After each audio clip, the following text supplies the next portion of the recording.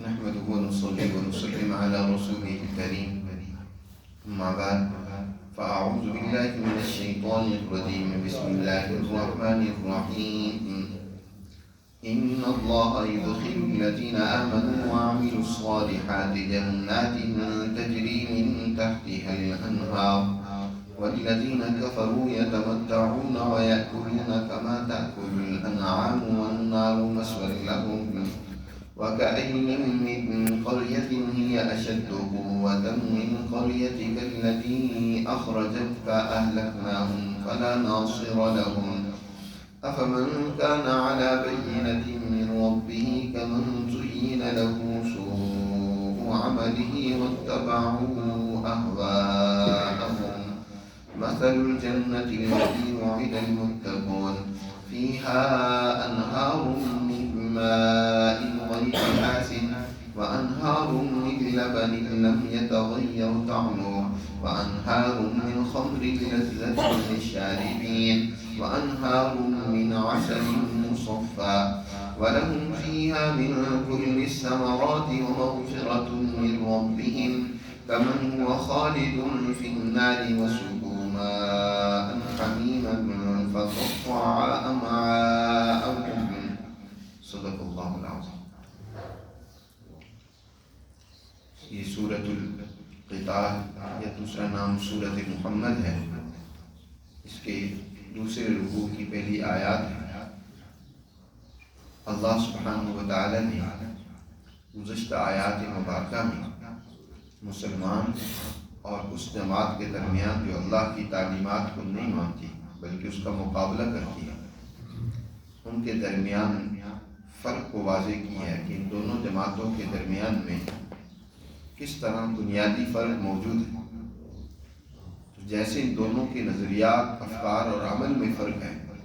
اسی طرح اس جماعت کے نتائج اور ان کی کامیابی کے حوالے سے بھی واضح فرق ہے. اللہ یہاں انہی کے نتائج اور جو اس پر جزا و سزا یا کامیابی و ناکامی مرتب ہوگی اس کا تذکرہ کرتے ہیں. اللہ تعالیٰ ارشاد فرماتے ہیں کہ ان اللہ یدخل الذین آمنوا وعملوا الصالحات، بے شک اللہ ان لوگوں کو جو اللہ کی تعلیمات پر یقین رکھتے ہیں، ایمان لائیں اور ان ایمان کے مطابق جو اللہ اور اس کی تعلیمات پر ان کا ایمان ہے اس کے مطابق وہ اچھا عمل کرتے ہیں. وعملوا الصالحات، ان کو ایسے باغات میں داخل فرمائے گا کہ تجری من تحتها الانہار، جن کے نیچے نہریں بہہ رہی ہیں، وہ سدا سرسبز و شاداب رہیں گا. ان کی خشکی کا کوئی امکان نہیں ہوگا. جہاں پانی ہر وقت رواں دواں، وہ سرسبز و شاداب لہلہاتے باغات، ان میں وہ مزے سے داخل ہوگا. اور ان کے مقابلے میں وہ لوگ والذین کفروا، جنہوں نے اللہ کی تعلیمات کا انکار کیا، ان سے دشمنی کی، اہل حق سے دشمنی کی، اللہ کی تعلیمات کو جھٹلایا. ان کا حال یہ کہ یتمتعون ویأکلون کما تأکل الانعام، کہ وہ دنیا سے یوں فائدہ اٹھا رہے ہیں، دنیا کی یوں نعمتوں اور چیزوں کو برت رہے ہیں، استعمال کر رہے ہیں اور ایسے کھا رہے ہیں جیسے کہ جانور اور چوپائے ہوتے ہیں. جیسے ڈنگروں کا حال ہوتا ہے اسی طرح ان کا حال ہے. کما تأکل الانعام، دنیا میں تو ان کی حالت یہ ہے کہ جانوروں کی طرح یہ فوائد سمیٹنے میں لگے ہوئے ہیں کہ زیادہ سے زیادہ فوائد اور زیادہ سے زیادہ مقاصد حاصل ہو جائیں اس دنیا سے. لیکن ان کا انجام کیا ہوگا؟ وَالنَّارُ مَثْوًى لَهُمْ، جہنم ان کا ٹھکانہ اور گھر ہوگا. اللہ نے یہاں دونوں جماعتوں کے انجام کا تذکرہ کیا ہے اور یہ انجام یا کامیابی یا ناکامی ان کے کس عمل کے نتیجے میں ہوگی اس کو بھی واضح کیا. حضرت الامام شاہ ولی اللہ رحمۃ اللہ علیہ فرماتے ہیں کہ ایک انسان یا ایک جماعت جو دنیا میں جس طرح کا نظریہ، فکر اور عمل کرتی ہے، وہی عمل جب اس کے عادت اور رویے بن جاتے ہیں تو یہی رویے اور عادات کل قیامت کے دن اس کے لیے مختلف نعمتوں کی صورت میں ظاہر ہوتا ہے. یہ دنیا کی نعمتیں ہوں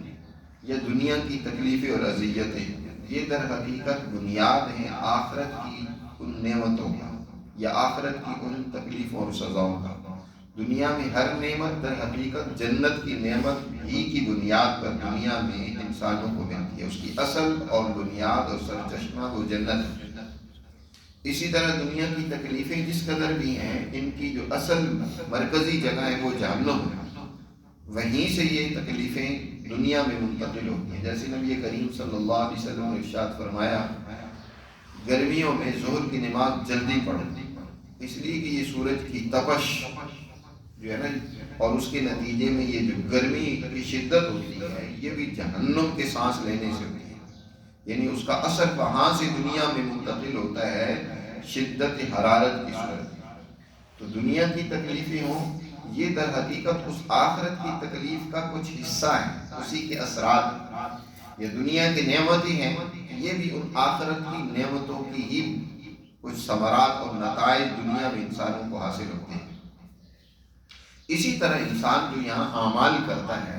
اچھے اعمال کرتا ہے، اچھے رویے اور عادت بنا لیتا ہے، تو یہی اس کے رویے، عادات، اعمال آخرت میں اس کے لیے نعمتوں کی شکل اور صورت اختیار کر لیں۔ جیسے کہ نبی کریم صلی اللہ علیہ وسلم کو کل قیامت کے دن جو حوض کوثر دیا جائے گا، علماء نے اس کی وضاحت کی ہے کہ وہ حوض کوثر اور اس پر جو کثرت سے برتن ہوں گے،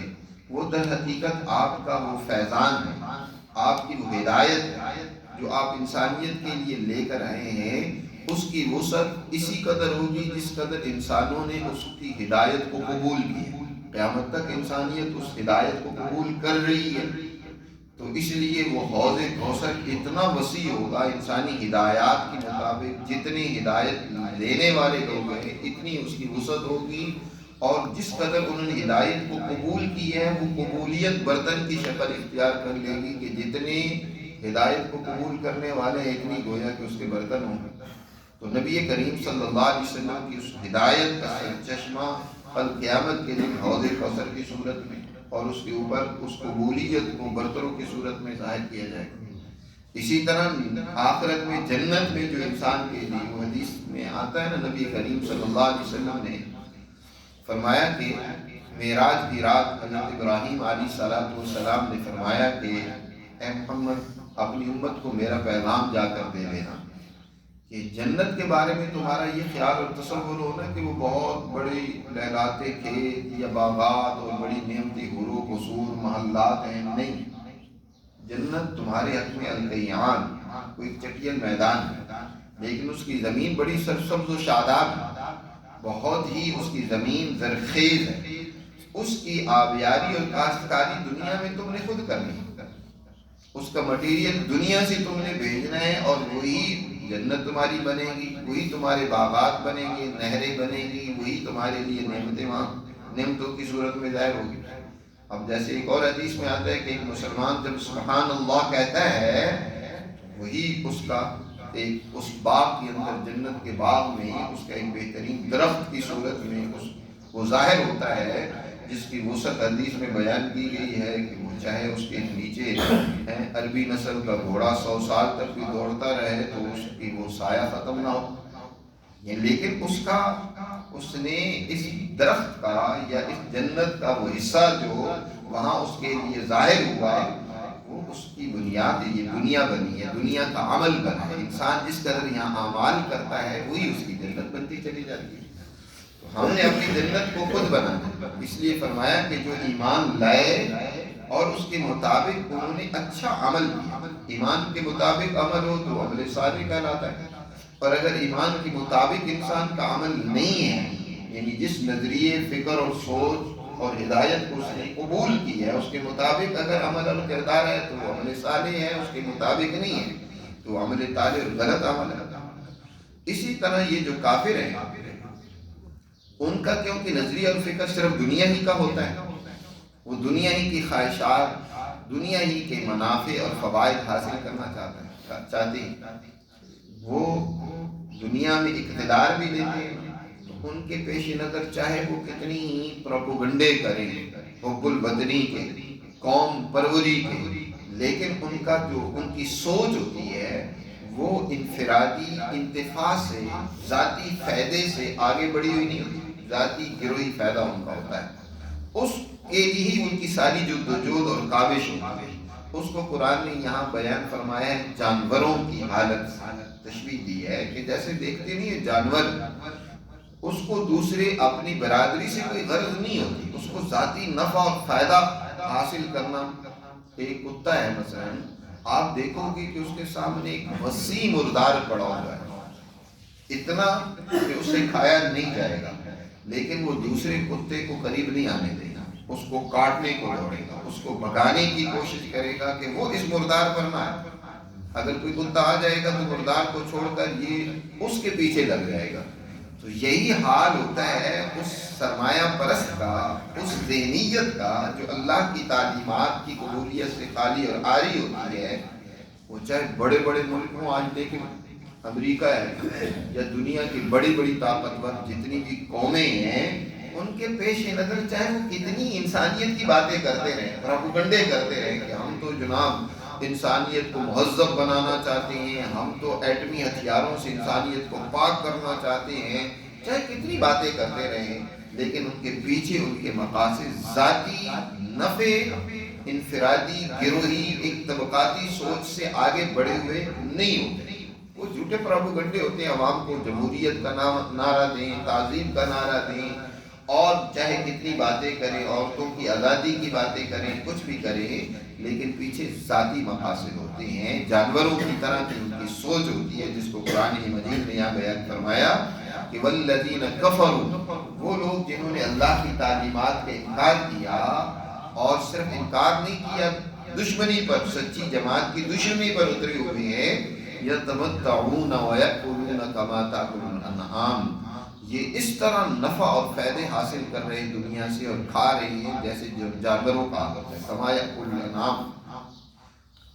ان کا حال آخرت میں بھی یہی، ان کے عمل کے مطابق جو وہاں جہنم دہکے گی، جیسا عمل ہے ویسے ہی جہنم اور سزائیں ہوگی۔ فرمایا والنار مثوی لہم، ان کا ٹھکانہ، وہ ان کا گھر وہ جہنم اور آگ ہوگی۔ وَكَأَيٍّ مِّن قَرْيَةٍ هِيَ أَشَدُّ قُوَّةً مِّن قَرْيَتِكَ الَّتِي أَخْرَجَتْكَ أَهْلَكْنَاهُمْ فَلَا نَاصِرَ لَهُمْ۔ فرمایا اے پیغمبر، کتنی ہی سوسائٹیاں ایسی ہیں، یہ ایک وہ سوسائٹی ہے جس میں آپ نے 40 سال گزارے، مکہ کی آبادی ہے، سوسائٹی ہے، اور یہاں ابو جہل اینڈ کمپنی، یہ چند ایک سردار جو یہاں بدماش ہیں، وسائل پر قابض ہیں، وہ آپ اور آپ کی جماعت کو اذیتیں اور تکلیفیں پہنچائے۔ اتنا انہوں نے آپ کو ستایا کہ یہاں اس سوسائٹی اور اس آبادی اور شہر کو چھوڑنے پر آپ اور آپ کی جماعت مجبور ہو گئی۔ آپ صلی اللہ علیہ وسلم نے، آپ کی جماعت نے مکہ سے ہجرت کوئی خوشی سے تو نہیں کی کہ آپ بڑے خوش تھے کہ چلیں یہاں سے نکلیں، نہیں، آپ صلی اللہ علیہ وسلم نے مجبور ہو کر اس شہر کو چھوڑا۔ وہ حدیث میں آتا ہے نبی کریم صلی اللہ علیہ وسلم جب ہجرت فرما رہے تھے، آپ نے 3 راتیں غار حرا میں گزاری، اور تیسری رات کے بعد جب آپ نے یہاں سے سفر آگے کرنا تھا تو آپ صلی اللہ علیہ وسلم غار حرا سے باہر نکل کر بلند مقام پر کھڑے ہوئے جہاں سے بیت اللہ نظر آتا تھا۔ بیت اللہ کو آپ نے دیکھ کر آپ دیدہ ہو گئے، آپ کی آنکھوں سے آنسو بہنے لگ گئے، اور آپ فرمانے لگے کہ اے مکہ، تو مجھے دنیا کی تمام آبادیوں سے سب سے زیادہ محبوب اور عزیز ہے۔ جی، اگر تیرے باشندے مجھے یہاں سے نکلنے پر مجبور نہ کرتے تو میں کبھی تجھے نہ چھوڑتا۔ آپ صلی اللہ علیہ وسلم رو رہے تھے، اس کو چھوڑ رہے تھے، اور حضرت ابوبکر اور اس طرح حضرت بلال، یہ صحابہ جب مدینہ پہنچے تو مدینہ میں روتے تھے، اشعار میں اس مکہ کی سرزمین کا بڑی محبت اور چاہت کے ساتھ تذکرہ کرتے تھے۔ آپ صلی اللہ علیہ وسلم نے حدیبیہ، صلح حدیبیہ کا جو پس منظر ہے جس میں آپ نے عمرے کے ارادے سے صحابہ کو یہاں سے لے کر روانہ ہوئے، تو صحابہ جو مہاجر تھے وہ بڑے خوش تھے کہ آج ہم اس اپنی سرزمین کو دیکھیں گے۔ ہر انسان جس سرزمین میں پیدا ہوتا ہے اس کی محبت اس کے دل میں جاگزی ہوتی ہے، ایک فطرتی عمل ہے۔ جی، جہاں اس نے حضور صلی اللہ علیہ وسلم نے 40 سال گزارے، اور پھر اس سرزمین کو انبیاء علیہ السلام کی سرزمین ہے، حضور صلی اللہ علیہ وسلم کے جد امجد حضرت اسماعیل و ابراہیم نے اس سرزمین کو آباد کیا، اور یہاں اللہ کا عظیم گھر آباد کیا، تو اس کی بھی عظمت اپنی جگہ پہ تھی۔ پھر یہاں آپ صلی اللہ علیہ وسلم کی طبی محبت، ساری زندگی بچپن سے لے کر آپ نے یہیں گزارا۔ آپ یہاں سے آپ کو نکالا گیا، اس لیے قرآن نے یہاں فرمایا اب وَكَأَيٍّ مِّن قَرْيَةٍ، کتنی ہی آبادیاں ایسی ہیں یہ اشد قوتاً، جو وہ آبادیاں اور سوسائٹیاں طاقت و قوت میں بہت زیادہ بڑی ہوئی تھی، من قریتک، آپ کی اس آبادی اور سوسائٹی سے، التی اخرجت کا، کہ جس نے آپ کو نکالا ہے یہاں سے، اخرجت کا، یہاں کے رہنے والوں نے آپ کو نکالا، آپ نکلے نہیں، نکالے گئے، آپ کو یہاں سے جانے پر مجبور کیا گیا، اہلکناہم، کتنی ان سے بڑی ہوئی طاقت و قوت شان و شوقت میں بڑی ہوئی، یہ مکہ کی کوئی اتنی بڑی طاقت ابو جہل کی نہیں ہے، اس سے بڑی بڑی طاقتور قومیں ہیں، ان کو ہم نے ان کی ان بدمستیوں اور خرابیوں اور ظلموں شرارت کی وجہ سے ہم نے انہیں تباہ و برباد کر دیا، فلا ناصر لہم، اور کوئی ان کی مدد اور یاوری کو نہیں پہنچا۔ ان سے پہلے دیکھ لیں نمرود کو، دیکھ لیں ان کے مقابلے میں حضرت ابراہیم علیہ السلام کی کوئی طاقت و قوت تو نہیں تھی، مادی اعتبار سے نمرود بڑا طاقتور شان و شوکت رکھنے والا تھا۔ موسیٰ علیہ السلام فرعون کے مقابلے میں ان کی کوئی طاقت و قوت ظاہری طور پر نہیں تھی، لیکن اللہ نے اس فرعون کو جو بڑی شان و شوکت رکھنے والا تھا، وہ نمرود جو بڑی طاقت و قوت رکھنے والا تھا، وہ برباد ہوا، ہلاک ہوا، تباہ و برباد ہوا، اور کسی نے ان کی مدد نہیں کی، فلا ناصر۔ اور پھر جیسے مصر اللہ کا ایک عظیم آبادی میں رہنے والے عام لوگ جو ہوتے ہیں نا، غریب لوگ، کمزور طبقہ، وہ اصل مجرم نہیں ہوتا، مجرم تو وہ بالادست طبقہ ہوتا ہے جو ان کو اپنے مفادات کے لیے استعمال کرتا ہے، مختلف طریقوں سے استعمال کرتا ہے، اصل مجرم وہ ہوتا ہے۔ تو ان سوسائٹیوں کو بسا اوقات تباہ نہیں کیا جاتا، بلکہ اس مجرم طبقے کو تباہ و برباد کیا جاتا ہے،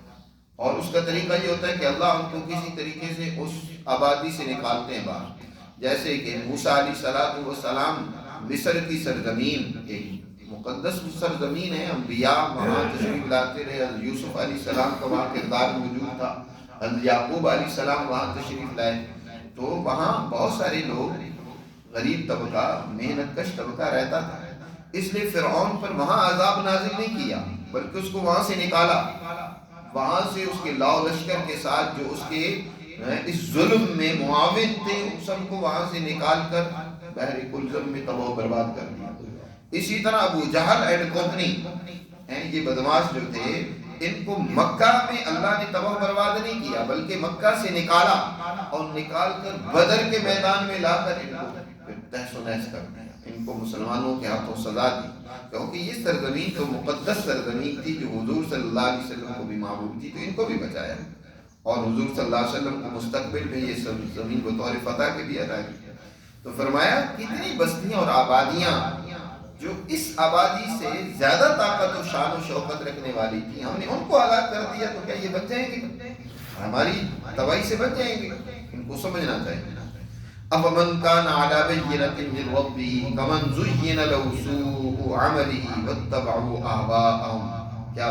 بتاؤ بھلا وہ شخص جو اپنے رب کی طرف سے واضح بینہ پر ہے، ایک وہ جماعت ہے، وہ فرد ہے، نبی کریم صلی اللہ علیہ وسلم اور حضور کی اتباع میں حضور پر ایمان لانے والی جماعت، واضح تعلیمات، عقل جس کو تسلیم کرتی ہے، دل جس کو قبول کرتا ہے، وہ سچی ہدایت، وہ رہنمائی جو انسانیت کے لیے ہے۔ آپ صلی اللہ علیہ وسلم کی تعلیمات تو انسانیت کی تعلیمات ہیں، انسانیت کو مشکلات سے چھٹکارا دلانے کے لیے نجات۔ حضور صلی اللہ علیہ وسلم کی جو صفات بیان کی گئی ہے نا، ان میں یہ بھی ہے کہ النبی الامی الذی یجدونہ مکتوبا عندہم فی التوراۃ والانجیل یأمرہم بالمعروف وینہاہم عن المنکر، یہ نبی الامی جن کا تذکرہ تمہیں پہلی الہی کتابوں میں بھی ملے گا، ان کا کام کیا ہے کہ دنیا سے تمام منکرات، خرابیوں، مظالم، ان کو یہ ختم کرنا چاہتے ہیں، دنیا میں تمام معروفات، اچھائیوں، بھلائیوں اور خیرات کو یہ دنیا میں غالب کرنا چاہتے ہیں، ان کا حکم نافذ کرنا چاہتے ہیں، اور کیا یأمرون بالمعروف وینہاہم عن المنکر ویحل لہم الطیبات ویحرم علیہم الخبائث ویضع عنہم اصرہم والاغلال التي كانت علیہم۔ یہ نبی الامی اس لیے دنیا میں تشریف لے آئے ہیں تاکہ لوگوں کے اوپر جو مختلف قسم کی جکڑ بندیاں تھیں، توق تھے، جو بہت بڑے ان کے اوپر بوجھ ڈال دیے گئے تھے حکمرانوں کی طرف سے، ظالم طاقتور قوتوں کی طرف سے، بہت ساری پاکیزہ چیزیں جو سے ان کو روک دیا گیا تھا، معلوم کر دیا گیا تھا، یہ نبی امی اس لیے آئے ہیں تاکہ وہ عام انسانیت کے لیے ان چیزوں کو حلال کریں، خبائث کو ختم کریں، طیبات کو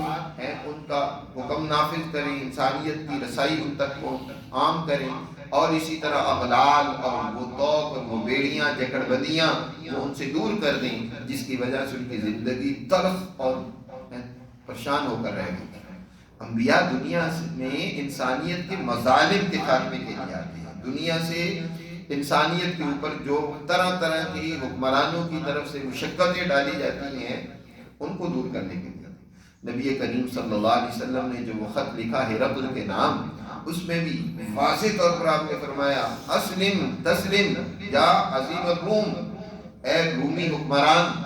میری بات مان لے تو بچ جائے گا، وگرنہ فإن علیک اسم الیریسین، وگرنہ ان کاشتکاروں مزدوروں پہ کیے جانے والے مظالم کا اب خمیازہ تمہیں بھگتنا پڑے گا، ان کی سزا تمہیں بھگتنی پڑے گی۔ انبیاء دنیا میں مظالم کے خاتمے کے لیے تشریف لاتے ہیں، ان کے خلاف جدوجہد کرتے ہیں۔ صحابہ کرام جب کسی علاقے میں جاتے تھے تو سب سے پہلے ڈائلاگ کے ذریعے انہیں سمجھاتے تھے، دعوت دیتے تھے کہ ہماری بات مان لو۔ وہ اگر پوچھتے تم کیوں یہاں آئے ہو، کس مقصد کے لیے آئے ہو، تو صحابہ کرام کی جو عمومی دعوت ہوتی تھی، بات ہوتی تھی، وہ کیا ہوتی تھی کہ ہم اس لیے آئے ہیں لنخرج الناس من عبادت الناس الى عبادت الرب، ہم اس لیے آئے تاکہ انسانیت کو انسانوں کی غلامی سے چھٹکارا دلا کر صرف ایک اللہ سبحانہ و تعالی جو سب کا رب اور مالک ہے، ہم اس کی غلامی میں انسانیت کو لے کر آئیں، صرف اللہ کی غلامی انسان کریں۔ اور فرمایا ہم اس لیے آئے ہیں تاکہ لجور الادیان الى عدل الاسلام، جو طرح طرح کے مظالم ہیں، نظاموں کے جو ظلم ہیں انسانیت کے اوپر، ان کو ختم کر کے اسلام کے عدل و انصاف، امن و امان والے تعلیم اور دین کی طرف ہم ان کو لے کر آئیں، ان کے ظلم کا خاتمہ کرنا۔ تو انبیاء علیہ السلام دنیا سے ظلم کے خاتمے کے لیے تشریف، یہ بینۃ من ربی ہے۔ تو ایک وہ شخص ہے جو اپنے رب کے بینہ پر ہے، اس کی واضح اور دو ٹوک تعلیمات ہیں، ان کے اوپر وہ عمل پیرا ہے۔ کیا ایسا انسان اس انسان کے برابر ہوگا؟ کمن زین لہ سوء عملی، جس کے اپنی کرتوت اپنی نظر میں بڑے اچھے ہیں، وہ ذاتی گروہی طبقاتی فائدہ اس کا پیش نظر ہے، اور اس کے لیے وہ بس جانوروں کی طرح لگا ہوا ہے۔ تو ایک یہ انسان، یہ جماعت ہے، یہ جماعت اور وہ مفاد پرست طبقہ دونوں برابر ہو سکتے ہیں۔ کمن زین لہ سوء عملی واتبعوا اہواءہم، اور وہ خواہشات کے پیچھے دوڑ رہے ہیں، ان کی تو خواہشات کی آگ ہی اتنی بھڑکی ہوئی ہے کہ بجھنے کا نام نہیں لیتی، وہ ان کے پیچھے دوڑے جا رہے ہیں۔ ایک خواہش پرست انسان ہے، ایک وہ ہے جماعت جس نے اپنی خواہشات کی قربانی دے کر وہ انسانیت کے لیے کام کر رہی ہے، وہ انسانیت کو ترقی دینا چاہتی ہے، انسانیت کو اپنے مالک کے ساتھ جوڑنا چاہتی ہے، ان کے مسائل حل کرنا چاہتی ہے۔ کیا دونوں برابر ہو سکتے ہیں؟ نہیں، جب دونوں کے اعمال برابر نہیں ہیں، سوچ اور فکر برابر نہیں ہے، تو نتائج بھی برابر نہیں ہیں۔ اس سچی جماعت کے لیے فرمایا مثل الجنت التي وعد المتقون، اس جماعت کا نام ہے المتقون، یعنی تقوی سے موسوم۔ تقوی کی تشریح میں نے پہلے بارہا ذکر کی، پیران پیر شیخ عبد القادر جیلانی رحمۃ اللہ علیہ کے حوالے سے، کہ وہ فرماتے ہیں تقوی اس آیت میں بیان کیا گیا، ان اللہ یأمر بالعدل والاحسان وایتاء ذی القربى وینہی عن الفحشاء والمنکر والبغی۔ تین باتوں کا اللہ نے حکم دیا اور تین باتوں سے روکا ہے۔ تو جو جماعت اور فرد ان 6 امور پر عمل کرتا ہے وہ متقی ہے۔ ان میں سب سے پہلی بات عدل کو قائم کرنے کا حکم، ان اللہ یأمر بالعدل، سوسائٹی میں اور معاشرے میں عدل و انصاف کو قائم کرنا، اس کے مقابلے میں ظلم زیادتی ہے اس سے روک رہا انسانیت کو۔ تو گویا متقی وہ جماعت ہے جو دنیا میں عدل و انصاف قائم کرنا چاہتی ہے۔ تو یہ جماعت جس کا نام متقی ہے، ان کے لیے جو اللہ نے وعدے کیے ہیں دنیا سے آگے بڑھ کر کل قیامت کے دن، جو اللہ نے جنت کی کے صورت میں ان کے لیے وعدے کیے، ان کی مثال اللہ نے بیان فرمائی۔ مثل الجنت التی، مثال جنت کی جس کا وعدہ کیا گیا ہے اس متقی جماعت سے، فیہا انہار من ماء غیر آسن، وہاں 4 بڑی نعمتوں کا، نہروں کا قرآن نے یہاں ذکر کیا ہے، اور یہ دنیا میں بھی اللہ نے دے رکھی ہیں جی کسی درجے میں، اور جنت جو ان کی اصل ہے، بنیاد ہے، تو ان کا وہاں تذکرہ کرتے ہوئے فرمایا فیہا انہار من ماء غیر آسن، سب سے پہلے تو وہاں دریا بہ رہے ہوں گے پانی کے، غیر آسن، اور پانی بھی ایسا جو بدبودار نہیں ہوگا، وہ بہت صاف شفاف پانی۔ ایک اللہ کی ایسی نعمت ہے جو ہر چیز کی حیات کی بنیاد ہے۔ انسان کے لیے پانی کے بغیر گزر بسر نہیں ہے، اس کی زندگی نہیں ہے،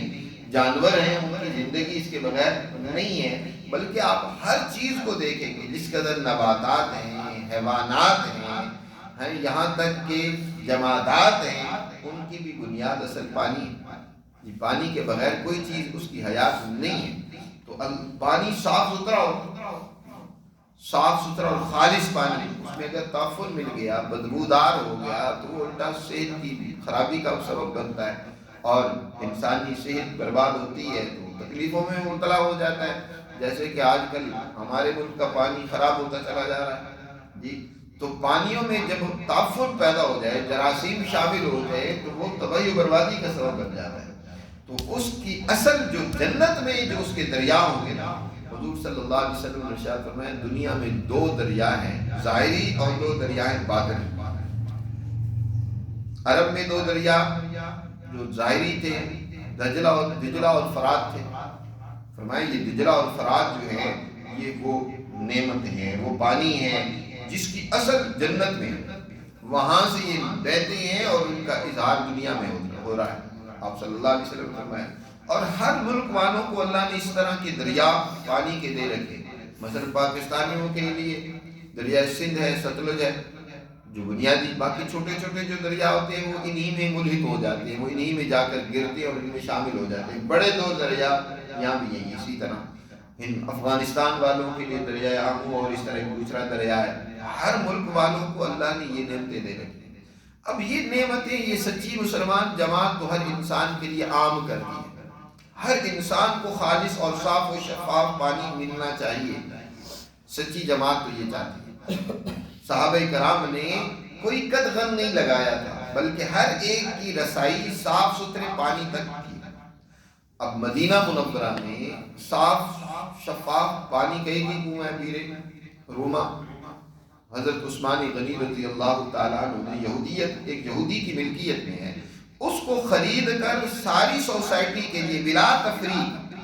مذہب اس میں کوئی فرق نہیں کیا کہ یہ صرف مسلمانوں کے لیے، بلکہ سب کے لیے اس کو عام کر دیا کہ سب اس کو سے پانی پی سکتے ہیں، بھر سکتے ہیں۔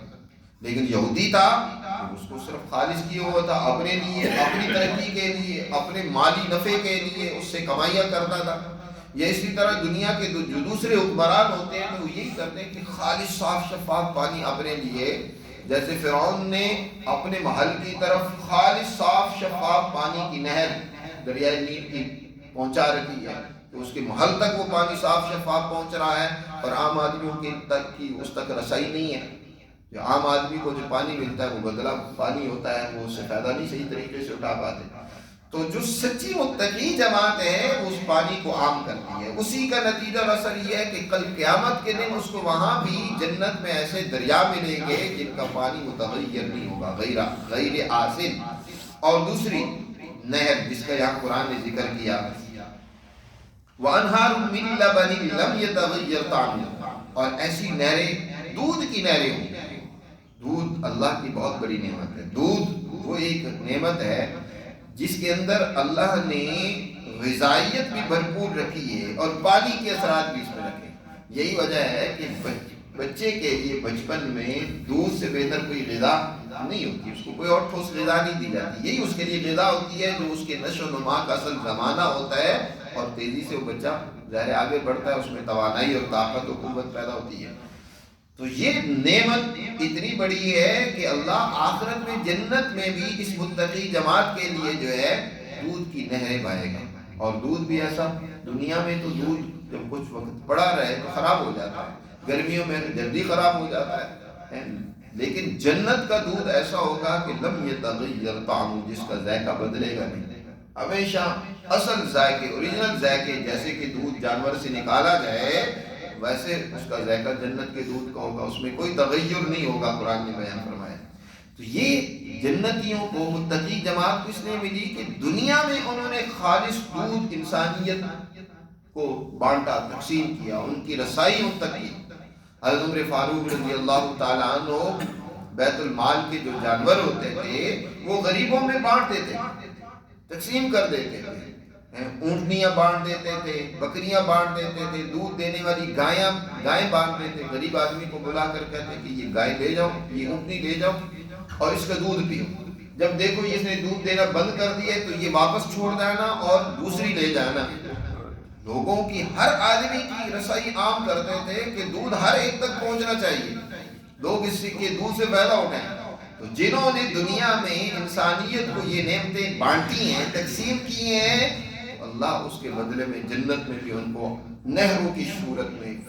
وسیع نعمتوں کی صورت میں عطا فرمائے گا۔ حضور صلی اللہ علیہ وسلم کے پاس بھی دودھ آتا نا تو آپ صلی اللہ علیہ وسلم اپنی جماعت میں اس کو تقسیم کرتے۔ واقعہ مشہور ہے کہ حضور کے پاس ایک دودھ کا کٹورا لایا گیا، بڑی بھوک تھی، آپ صلی اللہ علیہ وسلم نے اس کو سارے صحابہ میں پہلے ان کو پلایا اور آخر میں خود پیا، اور پھر سب سے آخر میں حضرت ابو ہریرہ جو پلانے والے تھے ان کو پلایا کہ پیو، جتنا پینے پیو اور پیو۔ تو آپ صلی اللہ علیہ وسلم بھی دودھ کو تقسیم کرتے تھے، پلاتے تھے۔ تو یہ تب ہوگا کہ جب دودھ خالص یہاں ہم تقسیم کرنے کی کوشش کریں گے، انسانیت تک اس کی رسائی آسان بنائیں گے، تو پھر جنت کے اندر اللہ خالص دودھ کی نہروں سے ہمیں فائدہ اٹھانے کی توفیق دے گا۔ اور اگر یہاں ہی دودھ ہے ملاوٹ والا ہے، دودھ ہے ہی کوئی نہیں ہے، پاؤڈر ہے، گھول گھول کر لوگوں کو پلایا جا رہا ہے، وہی اس کافر کی طرح ذاتی نفع اور ترقی اور فائدہ حاصل کرنے کے لیے انسانیت کو بیمار کیا جا رہا ہے، انسانیت جو ہے ان کے لیے اس دودھ تک رسائی کو مشکل بنایا جا رہا ہے، کوئی اس کا نظام نہیں قائم کیا جا رہا کہ ہماری سوسائٹی میں ہر ایک انسان، ہر ایک گھرانے تک دودھ کی رسائی عام ہو۔ اس کا نظام بنانا تو حکومتوں کی ذمہ داری ہوتی ہے، ایک عام آدمی تو زیادہ سے زیادہ بات کہہ سکتا ہے، بات سمجھا سکتا ہے، لیکن اس کا نظام بنانا ہے۔ فوڈ اتھارٹی کے نام سے ادارے موجود ہوتے ہیں، لیکن ان کا کردار کیا ہوتا ہے؟ رشوت کا۔ ان کا کردار کیا ہوتا ہے؟ اپنی ذاتی ہوئی جائیدادیں بنانے کا۔ اس کے لیے باقاعدہ کوئی نظام بنایا جائے، فارم ہو جانوروں کے جہاں سے دودھ ہے، معاشرے میں اس کی ترسیل عام ہو، حکومت کی نگرانی میں ہو، لوگ اس پر خرچ انویسٹ کر کے ان کو بھی فائدہ ہو۔ ایسا نظام صحابہ نے جیسے ایک سسٹم بنایا یا مسلمانوں کے ہاں جیسے ایک سسٹم رہا ہے، آج ایسا نہیں ہے، اور ہم سمجھیں کہ دودھ کی نہریں ہمیں جنت میں ملیں گی۔ جی یہیں کہ وہ اعمال آخرت میں نعمتوں کی صورت میں ظاہر ہوں گے، اور یہیں کی بدعمالیاں آخرت میں سزا کی صورت میں ظاہر ہوں گی۔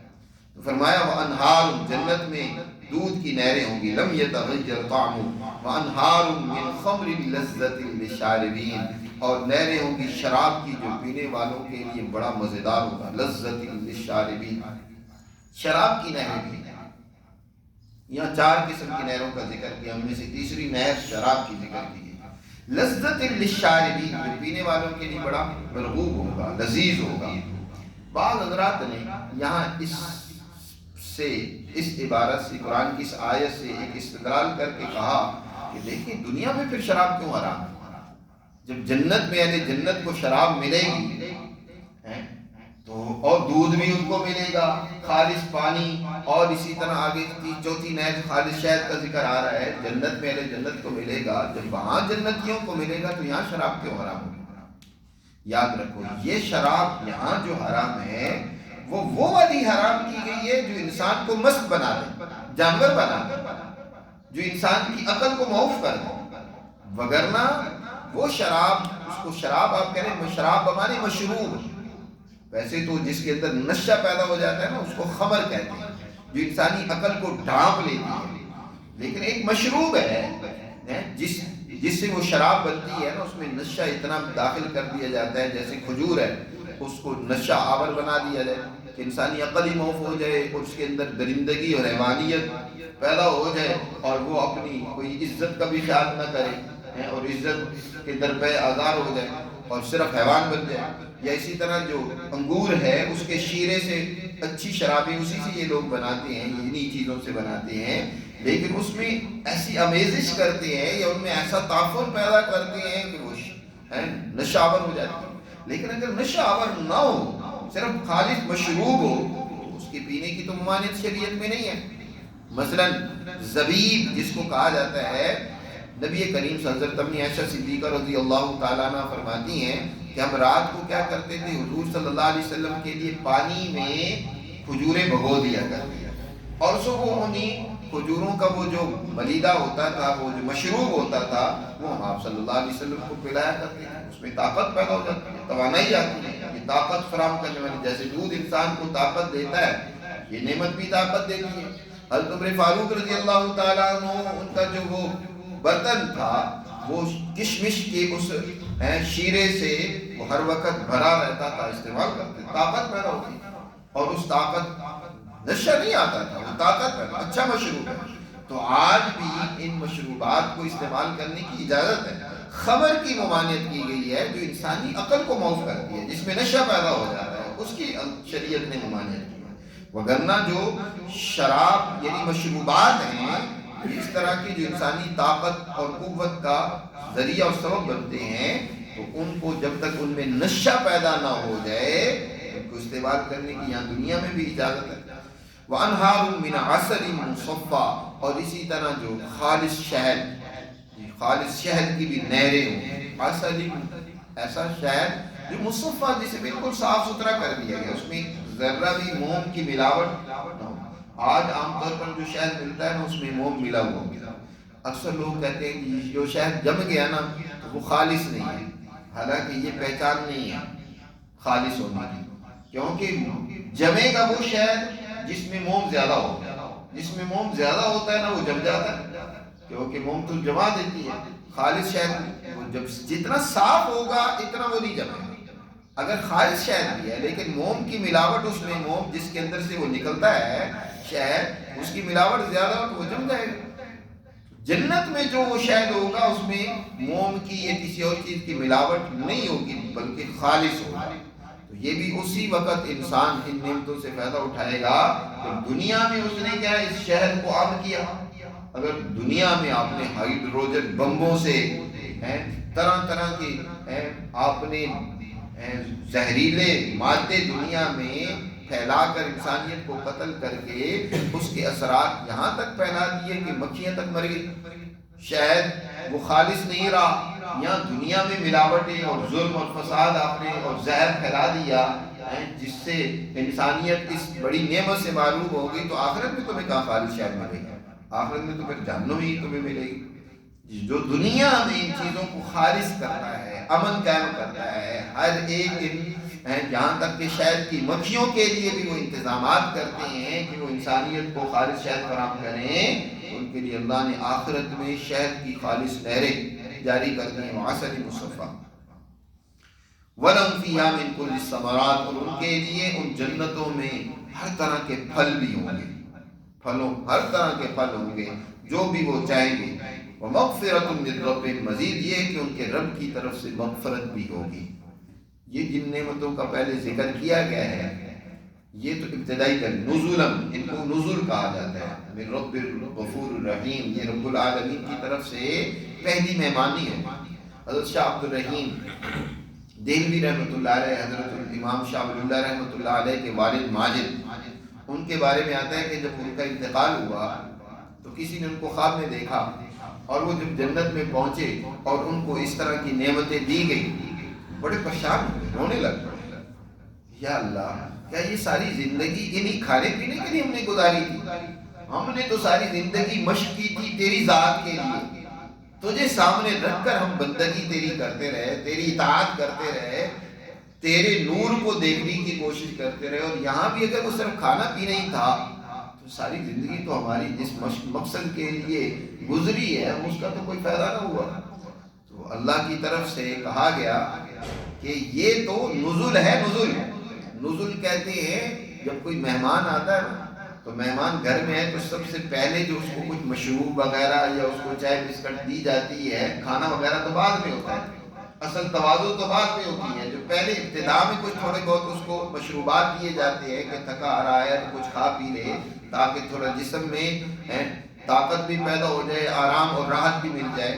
اگلی نعمتیں تو بعد میں ملیں گی. تو اسی طرح اہل جنت کو جو ابتدا میں یہ نعمتیں ملیں گی یہ تو نزل ہوں گی، یہ ابتدا میں اس کی مہمان نوازی ہوگی. اگلی نعمتوں کے لیے اس کو تیار کیا جا رہا ہے. وہ اگلی نعمتیں اللہ کا دیدار ہوگا، اللہ کے انوارات کا مشاہدہ ہوگا. جیسے کہ حدیث میں آتا ہے کہ اہل جنت کو ہر جمعہ کے دن مشک کے ٹیلوں پر ان کی کرسیاں ہوں گی، وہاں وہ بیٹھیں گے اور وہ اللہ کے نور کا، اللہ کی تجلی اعظم کا مشاہدہ کریں گے، اور اس سے بڑی نعمت ہی کوئی نہیں ہوگی.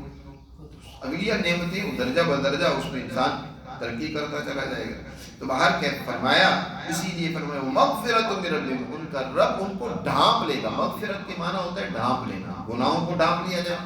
یا رحمت سے بندے کو ڈھانپ لیا جائے، اپنے تجلیات انوارات سے ڈھانپ لیا جائے. تو یہ کہ طرح طرح کے پھل بھی ہوں گے، اور اس سے اگلے درجے کی نعمت یہ ہے کہ ان کا رب اپنی رحمت و تجلیات و انوارات سے بھی ان کو ڈھانپ لے گا. مغفرت من ربہم.